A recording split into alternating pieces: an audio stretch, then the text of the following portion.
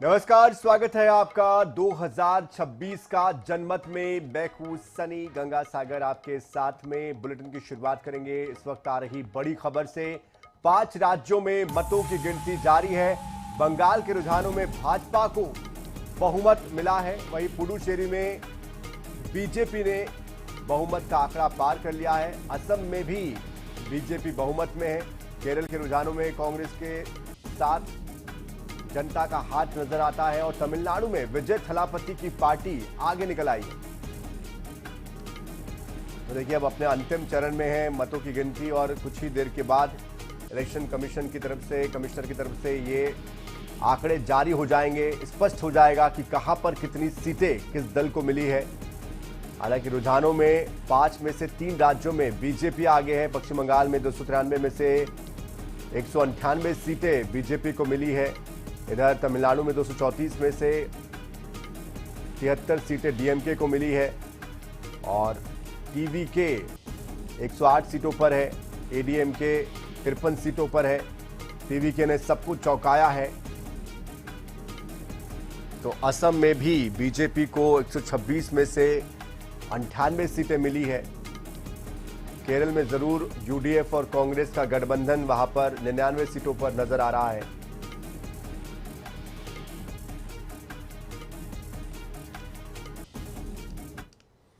तो मतगणना जारी है। पश्चिम बंगाल, तमिलनाडु, केरल, असम, पुडुचेरी में रुझान लगातार सामने आ रहे हैं, जिसमें कि 3 राज्यों में भाजपा सरकार बनाती हुई नजर आती है। बंगाल, असम और पुडुचेरी में भाजपा को बहुमत मिला है। केरल में कांग्रेस को बढ़त मिल रही है। तमिलनाडु में विजय थलापति की पार्टी टीवीके जबरदस्त आगे चल रही है। सभी को चौंकाते हुए ये पार्टी 108 सीटों पर आगे है, बढ़त बनाए हुए। सबसे बड़ा उलटफेर पश्चिम बंगाल में हुआ है। तमिलनाडु में भी उलटफेर देखने को मिला है। बंगाल में ममता सरकार जाने वाली है, भाजपा की सरकार बनने वाली है। तमिलनाडु में अभिनेता विजय थलापति की पार्टी टीवीके सबसे बड़ी पार्टी बनकर उभरी है। रुझानों में टीवीके ने 100 का आंकड़ा पार कर दिया है।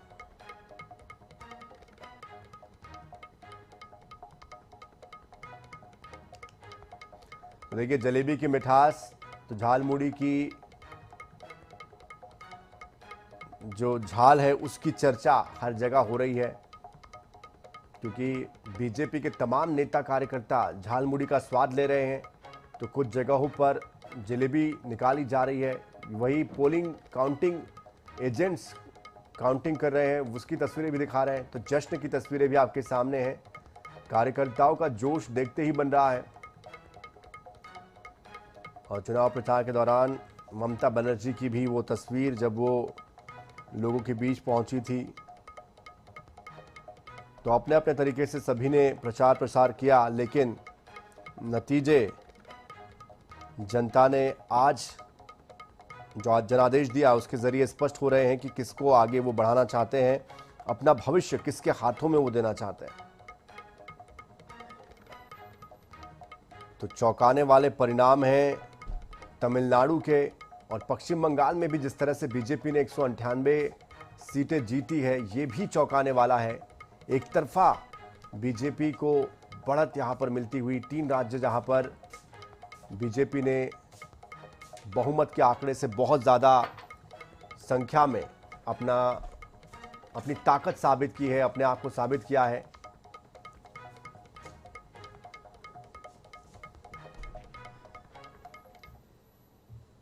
साल से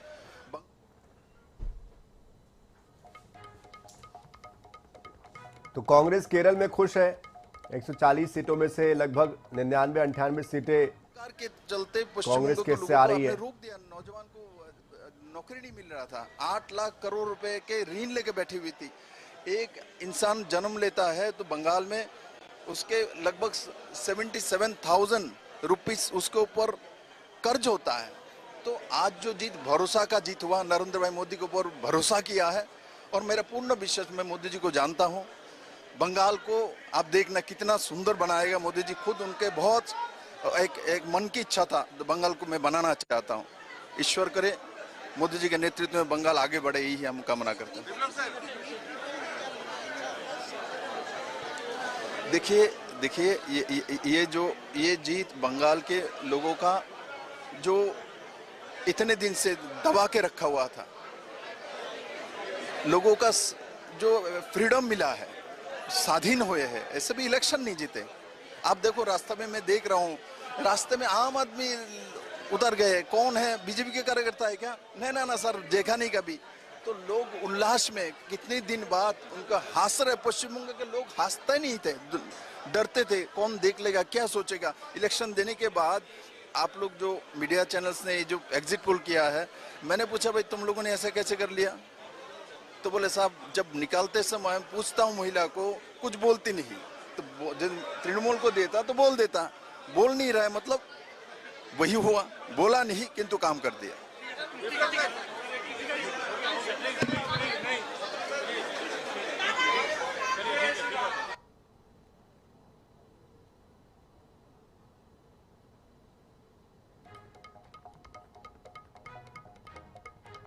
On the leadership of Dr. Himanta Biswa Sarma, this election actually is a resounding victory for the Chief Minister of Assam, Dr. Himanta Biswa Sarma. He has given the leadership, he has brought such public issues to the foreground, and he has taken the state on the path of progress. So people of Assam have really responded and repose their faith in his leadership. You have remained in the center of talks for your candidature. There was one person who went out of BJP and he contested an independent. Well, obviously, because I was suffocating in the Congress party, I actually didn't leave Congress. It was Congress party who left me because they actually deviated from the entire values that was inculcated during the freedom struggle. They sided with the criminality. They were indifferent. And I chose my self-respect and dignity over the silence and indifference of the Congress leadership.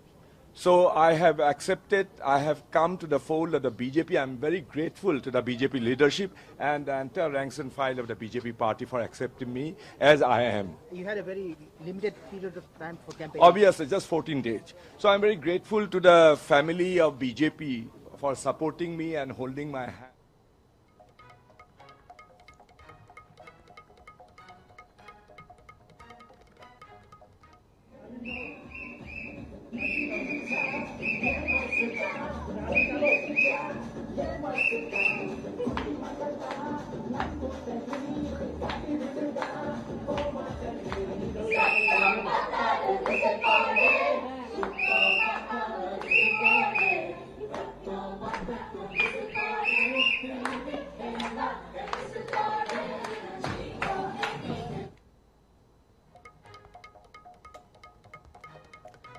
तो चार तस्वीरें आपके सामने हैं। अलग तरह का उत्साह जीतने वाली इन पार्टियों में नजर आ रहा है। हालांकि 5 में से 3 राज्यों में बीजेपी जीती है, एक जगह पर टीवीके तमिलनाडु में और एक जगह केरल में कांग्रेस जीती है। तो जाहिर सी बात है जीती है इसलिए कहना पड़ रहा है क्योंकि सबसे ज्यादा रुझानों में ये पार्टियां आगे हैं और लगभग इनकी जीत तय है और डिक्लेयर होना बस बाकी है, जो कि कुछ ही देर के बाद इलेक्शन कमीशन डिक्लेयर भी कर देगा।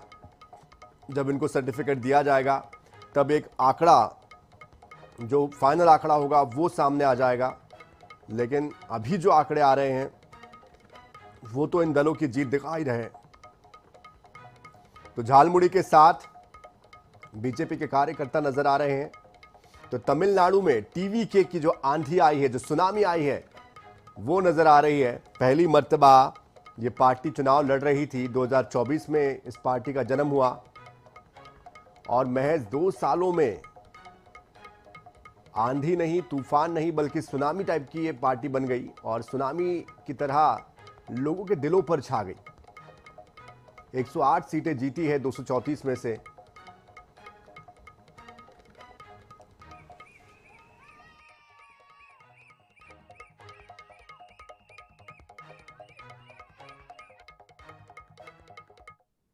हमेशा मन में एक ही सवाल उठता था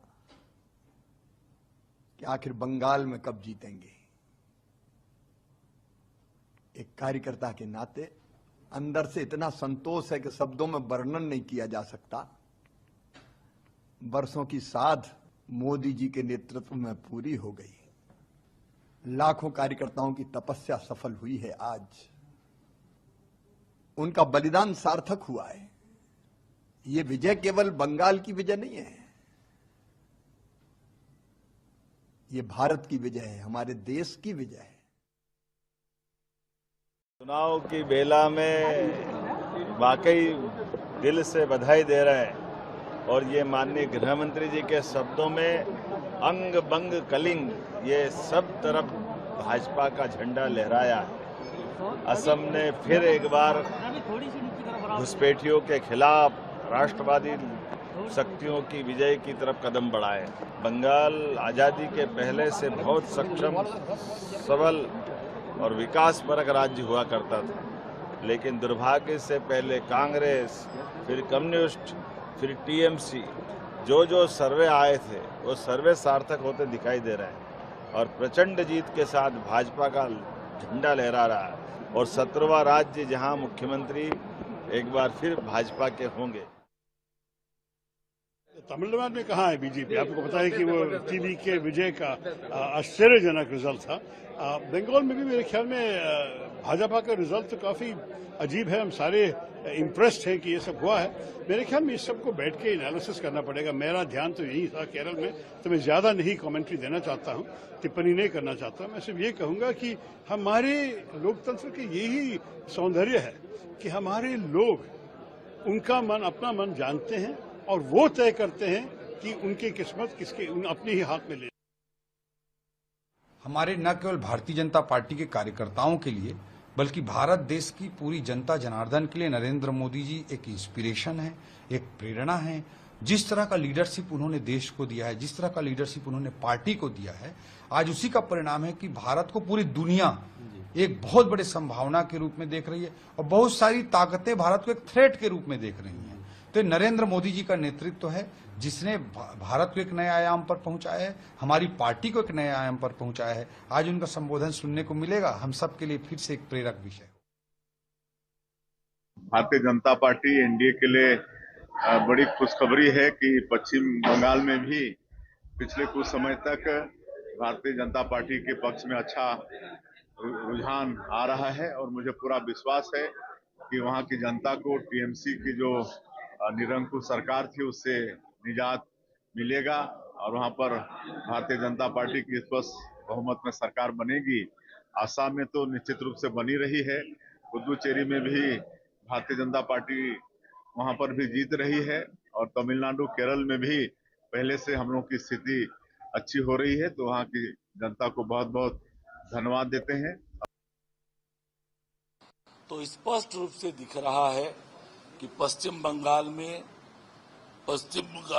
की जनता ने यह स्पष्ट कर दिया है कि अंधेरा छटेगा, सूरज निकलेगा, कमल खिलेगा। पश्चिम बंगाल में स्पष्ट रूप से कमल खिल रहा है और जो हमारे नेताओं ने कहा कि टीएमसी को टाटा बाय बाय करेगी पश्चिम बंगाल की जनता, तो पश्चिम बंगाल की जनता ने खेला कर दिया है, टीएमसी को टाटा बाय बाय कर दिया है। यशस्वी प्रधानमंत्री मोदी जी, हेमंत बिश्व शर्मा जी, इनके भाजपा की नीतियां भाजपा को जिता रही है। गरीबों का कल्याण, बेटियों का कल्याण ये जिता रहे। बंगाल एक बहुत ही विपरीत परिस्थिति थी, बंगाल का जीतना बहुत जरूरी था। आज बंगाल आजाद होगा, आज वो जीतेगा नहीं, वो आजाद होगा, वो सांसें लेगा, खुलकर सांसें लेगा। आज वहां बेटियों को आजादी मिलेगी, आज वहां का हिंदू आजाद होगा, अब वहां जय श्री राम बोल सकेगा।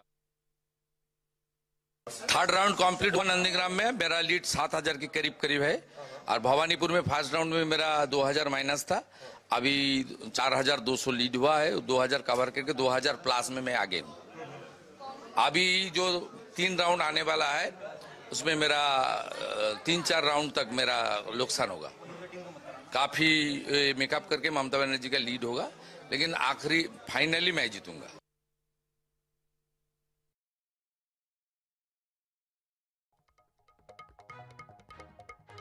रहे थे आप फाइनली मैं ही जीतूंगा, ये कह रहे हैं। भवानीपुर सीट से ममता बनर्जी के अपोजिट में वो खड़े हैं। I'm sure that I will win. कितने सीट असम में आप? नहीं, आसाम में तो देखिए, आसाम में एनडीए इस बार पहले से ज़्यादा ही एनडीए का चांस है, क्योंकि अब देखिए लास्ट 5 साल जिस तरफ स्टेटों का, राज्यों का डेवलपमेंट के लिए सीएम ने काम कर रहा है, हमारे गवर्नमेंट काम कर रहा है, लोग हमारे साथ हैं। शुरुआत है, अभी पूरा हम शुरुआत देखेंगे कि पूरे प्रदेश में किस प्रकार से काउंटिंग चल रहा है, और हर राउंड, हर वोट अच्छी तरीके से उसका काउंटिंग हो, उस पर हमारी नजर रहती है। यदि यही काम उनकी सरकार ने 15 साल किया होता और जाग के ठीक से बंगाल को चलाया होता, तो आज उनकी पार्टी की ये स्थिति नहीं होती। आज पश्चिम बंगाल की जनता उनके 15 वर्षों के कुशासन से तंग आ चुकी थी, उनकी निर्मम सरकार से तंग आ चुकी थी। पश्चिम बंगाल की जो हमारी माँ बहनें हैं, वो लोग परेशान हो गई थी। कई नतीजों के दिन में हम लोगों ने लगातार बात की है। आप मुझसे बेहतर समझते हैं कि 11-12 बजे तक ही जाकर थोड़ा बहुत स्थिति स्पष्ट होनी शुरू होती है और फिर भी पलट जाती है, तो थोड़ा इंतजार करना उचित है।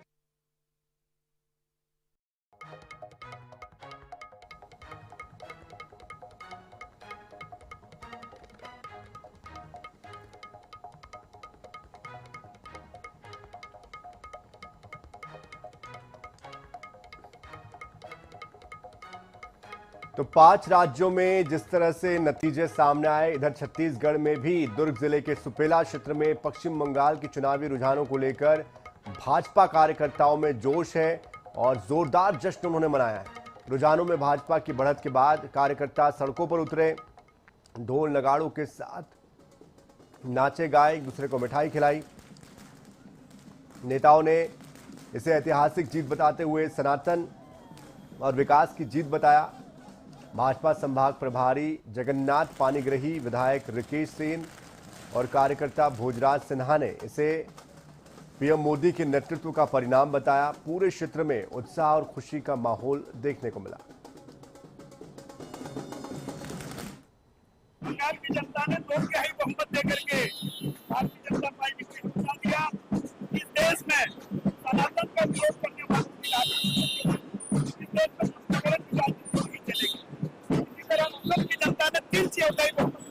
ऐतिहासिक जीत है। बंगाल में हमारे कई कार्यकर्ताओं ने अपना बलिदान दिया और उस बलिदान की वजह से आज जो है पार्टी कार्यकर्ताओं में एक नया जोश आया और इन्होंने तय किया, पार्टी कार्यकर्ताओं ने, बंगाल की जनता ने, कि ममता दीदी को, तृणमूल कांग्रेस को मुंह तोड़ जवाब देना है।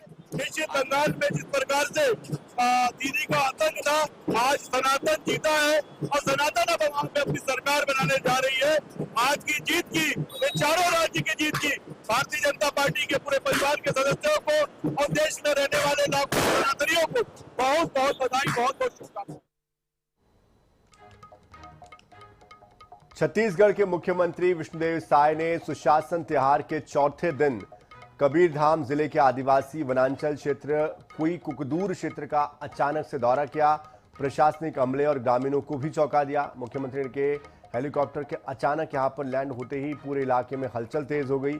मुख्यमंत्री सबसे पहले प्रधानमंत्री आवास योजना के एक हितग्राही के घर पर पहुंचे, जहां पर उन्होंने परिवार से सीधे बातचीत की, योजनाओं के बारे में, जमीनी स्थिति क्या है उसके बारे में जानकारी ली। इसके बाद उन्होंने गांव में काम कर रही रानी मिस्त्रियों के साथ श्रमदान किया। श्रमिकों के साथ महुआ पेड़ के नीचे बैठकर बारेबोसी का स्वाद भी लिया। सीएम ने कमराखोल गांव पहुंचकर यहां पर आम के पेड़ के नीचे चौपाल लगाई, ग्रामीणों से सीधे संवाद किया, योजनाओं की जानकारी उन्होंने ली और इतना ही नहीं, ग्रामीणों की समस्याओं को सुनने के बाद उनकी मांगों पर महत्वपूर्ण घोषणाएं की है। इस दौरान एक महिला ने अपने बच्चे के नामकरण की गुजारिश सीएम से कर दी और जिसके बाद सीएम ने बच्चे का नामकरण किया। बच्चे को उपहार स्वरूप 1000 रुपये भी दिए। सीएम ने योजनाओं का लाभ अंतिम व्यक्ति तक पहुंचाने के लिए अधिकारियों को निर्देशित किया। सुशासन त्योहार का चौथा दिन है। 1 मई से प्रारंभ हुआ है और 10 जून तक चलने वाला है। कुल 40 दिन तक ये चलेगा और इसके पहले सभी कलेक्टर को निर्देशित हुआ था शासन से कि जो भी जनता की समस्या है उसका निदान करिए। और अभी क्लस्टर बनाकर, कुछ पंचायतों का क्लस्टर बनाकर वहां पर समाधान शिविर का आयोजन कर रहे हैं और शहरी क्षेत्रों में भी कर रहे हैं और वहां पर समस्याओं को ले भी रहे हैं। और जो भी समस्या आएंगी, जो तत्काल निपटेगा उसको तत्काल निपटाएंगे और बाकी को 1 महीने के अंदर सभी समस्याओं का समाधान करेंगे। छतरपुर में एक बार फिर से दलित पर दबंगों का कहर देखने को मिला। मंदिर के लिए चंदा नहीं देने पर गांव के दबंगों ने दलित परिवार का खून बहा दिया।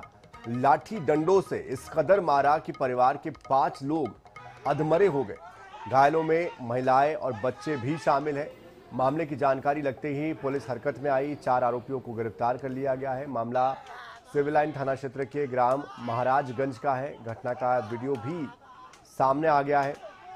पीड़ित परिवार के घर गांव के श्याम पटेल, हरदयाल पटेल, कृपाल पटेल, राजा भैया पटेल, श्रीपत पटेल पहुंचे और इन लोगों ने मंदिर के नाम पर 2 क्विंटल गेहूं की मांग रखी। जब दलित ने अपनी आर्थिक कमजोर स्थिति के बारे में हवाला दिया, असमर्थता जताई, 2 क्विंटल के स्थान पर 1 क्विंटल गेहूं देने की पेशकश की तो दबंग आग बबूला हो गए। गल्ला मांग भी आए, बोले 2 क्विंटल लगा पूरे गाँव। तो पापा ने 1 क्विंटल दे दो, बोले हम ना दे पाग मान लेता। बोले कहा ना दे देने आया तू, इनने मना करो, पहले गाय को जुआ था उनने और बाद से मारियां जुट गए, डाल लो दंडन से। और इस बीच बड़ी खबर अंबिकापुर से आ रही है, जहां पर संकल्प हॉस्पिटल में कार्यरत महिला गार्ड की मौत हुई है। तो अंबिकापुर से यह खबर, जहां पर संकल्प हॉस्पिटल में कार्यरत महिला गार्ड की मौत हुई है। 2 दिन पहले जनरेटर में डीजल डालने के दौरान हादसा हुआ था। महिला गार्ड की चुन्नी जनरेटर के पंखे में फंसने की वजह से हादसा हो गया था और महिला गार्ड संकल्प हॉस्पिटल में ही उसका इलाज चल रहा था। महिला गार्ड के इलाज के दौरान अब मौत की खबर आ रही है। अस्पताल प्रबंधन की लापरवाही से ये मौत हुई है। परिजनों का ये सीधे आरोप है। संकल्प हॉस्पिटल को लेकर कार्रवाई करने की मांग परिजन कर रहे हैं।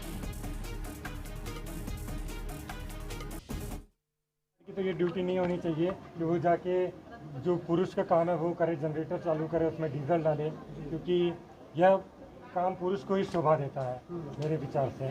और गर्दन में जैसे चुन्नी लपेटाया था तो वो उसके वजह से खून जम गया, तो सर गर्दन से नीचे का पूरा फिनिश हो गया। तो 2 दिन वेंटिलेटर पे थे, तो सीरियस था। तो अभी कुछ देर पहले पता चला कि उनका देहांत था। ड्यूटी के दौरान एक महिला गार्ड की मृत्यु हो गई, जो कि जनरेटर में पास डीजल का लेवल चेक करने गई थी। आंधी तूफान चल रहा था परसों। इमरजेंसी में ले जा कर के न्यूरो सर्जन और बाकी सभी डॉक्टरों की टीम के द्वारा इलाज चालू किया गया, परंतु आज गार्ड अनीशा की लगभग 3 बजे के आसपास दुर्भाग्यपूर्ण मृत्यु हो गई।